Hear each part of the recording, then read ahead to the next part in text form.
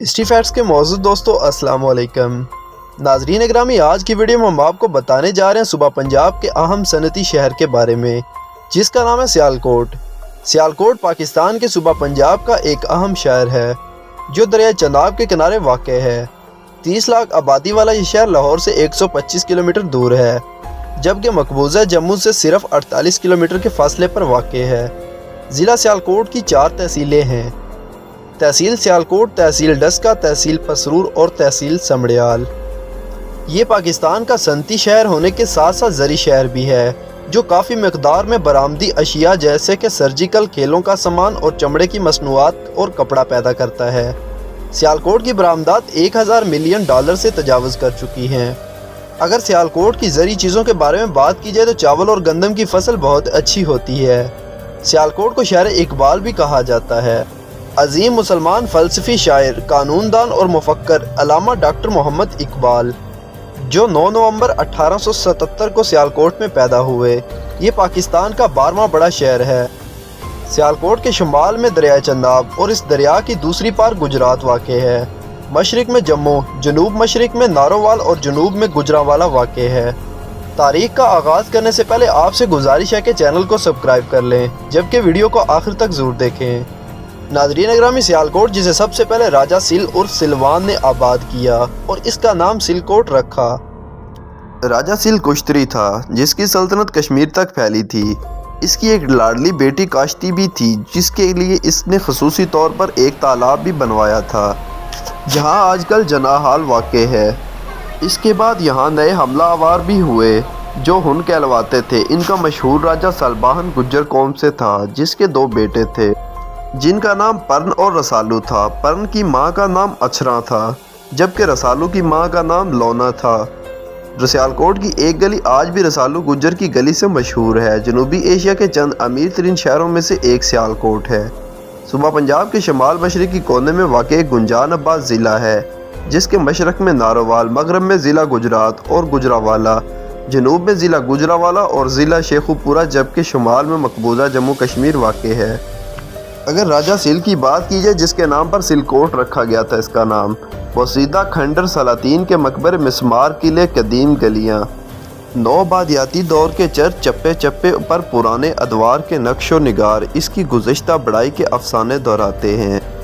جس قدر پے در پے انقلابات اور زمانے کی نیز نکیاں سیالکوٹ کے حصے میں آئی، شاید ہی کوئی شہر ماسوائے ملتان کے ان کا متحمل ہو سکا ہو۔ اس علاقے کی تاریخ ہزاروں سالوں پر محیط ہے۔ نہ صرف ہندو اور مسلمان بلکہ سکھ، فارسیوں، افغانیوں، ترکوں اور مغلوں نے بھی اس علاقے کی طرف ہجرت کی۔ سیالکوٹ کی قدیم زرخیز تاریخ کو 4 ادوار میں تقسیم کیا جا سکتا ہے۔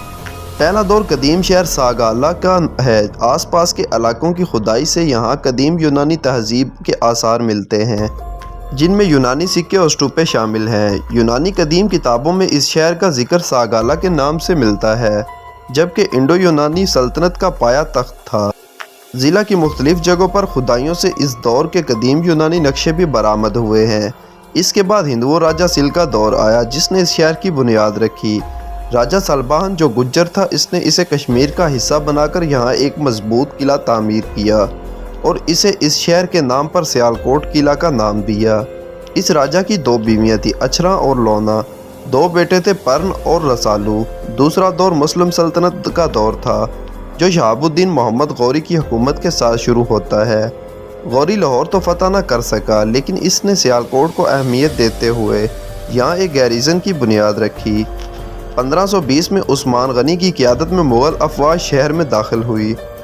اکبر کے دور میں موجودہ ضلع سیالکوٹ رچنا بار سرکار کے نام سے صوبہ لاہور کا حصہ تھا۔ پھر شاہ جہاں کے دور میں علی مردان خان یہاں کا حاکم رہا۔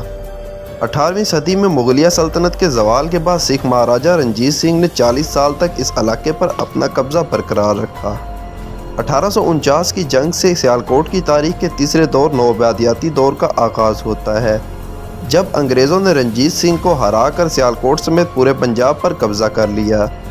1857 کی جنگ آزادی میں سیالکوٹ میں تعینات ریجیمنٹ نے بغاوت کر دی اور مقامی افراد نے بھی انگریز سرکار کے خلاف ہتھیار اٹھا لیے۔ بہت سے لوگوں نے سیالکوٹ کے قلعے میں اپنی پناہ بنا لی اور اپنی جان بچائی، تاہم انگریز سرکار نے اس بغاوت کو کچل دیا۔ सियालकोट शहर की भरपूर तरक्की भी इसी नौबादियाती दौर में हुई। 1899 में मरे कॉलेज की बुनियाद रखी गई। 1980 में वज़ीराबाद सियालकोट रेलवे ट्रैक को जम्मू तक तोसी दी गई, जबकि सियालकोट तक नारोवाल रेलवे लाइन 1915 में खोल दी गई। इसी दौर में सियालकोट धाती अशिया के हवाले से उभरता आया। सियालकोट की सर्जिकल सनत भी एक अलग कहानी है। अंग्रेज़ दौर में यहाँ के मिशन अस्पताल के तमाम तर ऑपरेशनों के लिए औजार शहर में मुरम्मत किए जाते थे और आहिस्ता आहिस्ता इनको बनाने का काम भी शुरू कर दिया गया। यहाँ तक कि 1920 तक सियालकोट के आलात जराही पूरे बरसगीर में इस्तेमाल होने लगे। दूसरी जंग अजीम की बदौलत ये सनत अपने अरूज पर पहुँच गई, जब ताज बरतानिया ने अपने सर्जिकल औजारों की ज़रूरत को पूरा करने के लिए यहाँ नित नई तकनीकें मुतारिफ करवाई। जंग अजीम दोम के बाद सियालकोट अमृतसर के बाद पंजाब का दूसरा बड़ा सनती शहर करार पाया। शहर की भरपूर तरक्की देखते हुए रियासत कश्मीर के लातादाद लोग भी ज़िला सियालकोट में आए। बड़ी तादाद में बसने वाली आवाम के टैक्सों से शहर का ढांचा खड़ा किया गया, यहाँ तक कि सियालकोट का शुमार बरसगीर के चंद उन शहरों में होने लगा जिनका अपना ज़ाती बिजली फराम करने का इदारा था। आज़ादी की तारीख शुरू हुई तो काफ़ी अरसे बाद भी सियालकोट पुरअमन रहा, जबकि इसके कुर्ब जवार में लाहौर, अमृतसर, लुधियाना फसादात में चलते रहे। तहरीक पाकिस्तान में इस शहर का एक अहम किरदार था। पाकिस्तान का नज़रिया पेश करने वाले डॉक्टर अल्लामा मोहम्मद इकबाल इसी धरती की सपूत थे, जबकि 1994 का तारीखी सियालकोट कन्वेंशन भी यहाँ मुनक्किद हुआ, जिसमें कायद-ए-आज़म समेत मुस्लिम लीग के बड़े बड़े रहनुमा ने शिरकत की और आखिरकार 1947 में तकसीम पाकिस्तान के वक़्त इसे पाकिस्तान में शामिल कर दिया गया। सियालकोट का चौथा और आखिरी दौर इसकी मौजूदा तारीख है। तकसीम के बाद बहुत से मुसलमान मुहाजिरीन यहाँ आ बसे। आज़ादी के बाद सियालकोट में बहुत कम सनतें रह गई थी। सियालकोट की सनत करके यहाँ हिजरत करके आने वाले नए नए जोश और जज्बे के साथ दोबारा परवान चढ़ता गया और हुकूमत पाकिस्तान ने भी इनकी भरपूर मदद की। 1960 के दौरान ज़िला भर में सड़कों का जाल बिछाया गया और सियालकोट को जीटी रोड से मिला दिया गया। 1965 की जंग में भारत ने जम्मू की तरफ सियालकोट पर हमला कर दिया, लेकिन पाक फ़ौज ने कामयाबी से अपने शहर का दिफा कर लिया और सियालकोटियों ने भी अपनी फ़ौज का बहुत ज़्यादा साथ दिया। गयूर शहरी भारतीय टैंकों के सामने बम बांध कर लेट गए और चोंडा के महाज को भारतीय टैंकों का कब्रिस्तान बना दिया। ये वो महाज है जहाँ जंग अजीम दोम के बाद दुनिया की बड़ी टैंकों की लड़ाई लड़ी गई। अहले सियालकोट की बहादुरी को सराहते हुए हुकूमत पाकिस्तान ने 1966 में सियालकोट के बासियों को हिलाले इस्तिकलाल से नवाजा। सियालकोट के अलावा एलियाने लाहौर और एलियाने सरगोदा को भी ये एजाज़ हासिल है। 1971 की जंग में भी सियालकोट का भरपूर दिफा किया गया, यहाँ तक कि भारतीय इलाके छम सेक्टर पर पाक फ़ौज ने कब्जा कर लिया। 1991 में ज़िला सियालकोट की एक तहसील नारोवाल को अलग करके ज़िला का दर्जा दे दिया गया। ज़िला सियालकोट में पसरूर, समड़ियाल, डस्का और सियालकोट की तहसीलें शामिल हैं। अगर इस इलाके की आबादी के बारे में बात की जाए तो 3016 मुरबा किलोमीटर रकबे के हामिल ज़िला सियालकोट की आबादी लगभग 38,93,672 नफूस पर मुश्तमिल है। तिबी खद्दोखाल के लिहाज से सियालकोट ज़मीनी हमवार और ज़रखेज़ है। अगर इस इलाके की मशहूर जगहों के बारे में बात की जाए तो सबसे पहले नाम आता है इकबाल मंजिल का। इकबाल के देश की सबसे बड़ी पहचान तो खुद शायर मशरक़ अल्लामा मोहम्मद इकबाल हैं। सियालकोट के पुराने हिस्से में वाक़ उनके घर को इकबाल मंजिल के नाम से जाना जाता है, जिसे लोग दूर दराज से देखने आते हैं। लेकिन इस घर के बारे में जानना ये ज़रूरी है कि ये घर अल्लामा इकबाल की जाए पैदाश ज़रूर है, मगर ये मकान उनके भाई शेख अता मोहम्मद के हिस्से में आया था, जबकि सियालकोट में ही अल्लामा इकबाल के वालिद का एक और मकान था जो अल्लामा इकबाल के हिस्से में आया था।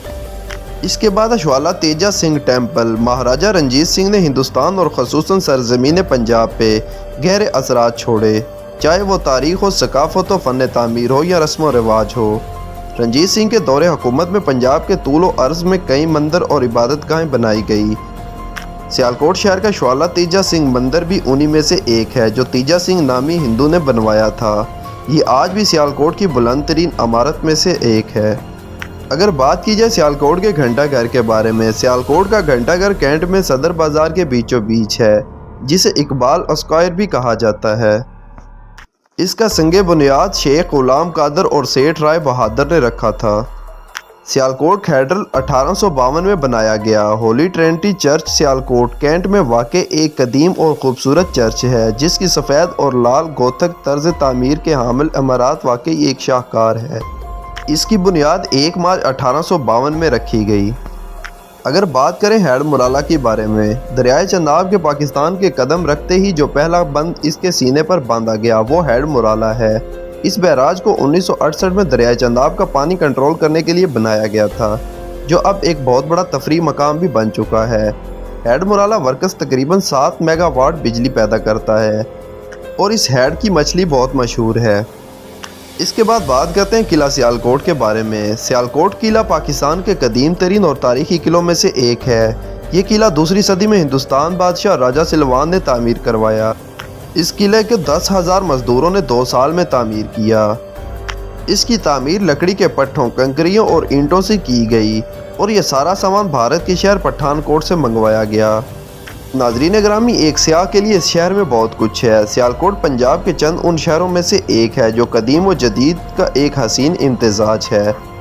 इसके अलावा सियालकोट में जगन्नाथ टेम्पल, मरे कॉलेज, परन भगत दरगाह, Imamul Haq, Saint James cathedral और सियालकोट कैंट मशहूर व मारूफ जगह हैं। अब बातें हैं ज़िला सियालकोट के मशहूर और कद्दावर शख्सियात की तरफ। सियालकोट के ने बड़े बड़े सियासतदान, शायर, फ़लसफ़ी, लीडर, नावल निगार, कलमकार, अदाकार और मौसीकीकार, खिलाड़ी, सहाफ़ी, मुसन्नफ़ और बिजनेसमैन पैदा किए हैं जिन पर बिलाशुबा पूरे मुल्क को फ़ख्र है। उनमें से चंद एक के नाम आज हम आपको बताएंगे। सबसे पहले नाम आता है बगैर किसी शक व शुबे की शायर मशरक़, मुफ़क्किर पाकिस्तान और अजीम फ़लसफ़ा दां डॉक्टर अल्लामा मोहम्मद इकबाल हैं। दूसरे नंबर पर पाकिस्तान के पहले वज़ीर ख़ारजा ज़फ़रुल्लाह ख़ान हैं। मुस्लिम स्कॉलर के बारे में बात की जाए तो मशहूर लीडर मौलाना उबैदुल्लाह सिंधवी यहाँ ही रहते थे।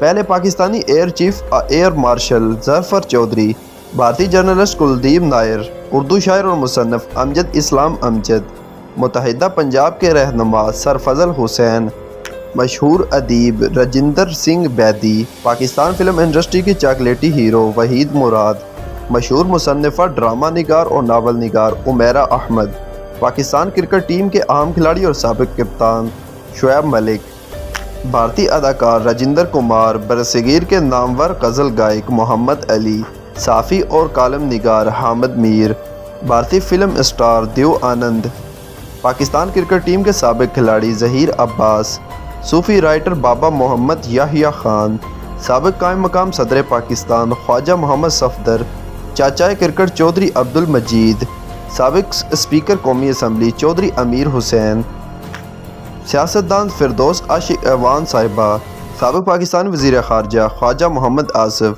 सिकंदर हबीब गुज्जर, राइटर शायर। नाज़रीन ग्रामी, ये तो वो चंद शख्सियात थी जिनका हमने मुताला किया है। इसके अलावा और भी बहुत सी शख्सियात सियालकोट में पैदा हुई जिन्होंने पाकिस्तान के लिए बहुत से काम किए। अगर सियालकोट की आबो हवा के बारे में बात की जाए तो सियालकोट में 4 मौसम पाए जाते हैं। मई से वस्त सितंबर तक गर्मी होती है। जून और जुलाई सख्त गर्म होते हैं। जुलाई और अगस्त में बरसात का मौसम गालिब रहता है। अक्टूबर से मौसम बिलखसूस रात के औकात ठंडा होना शुरू हो जाता है। दिसंबर के वस्त से जनवरी के अवाखिर तक शदीद सर्दी और धुंध का मौसम होता है। इस दौरान बसा औकात दर्जा हरारत 0 डिग्री तक गिर जाता है। मार्च में सर्दी मुकम्मल ख़त्म हो जाती है और बहार का आगाज़ हो जाता है।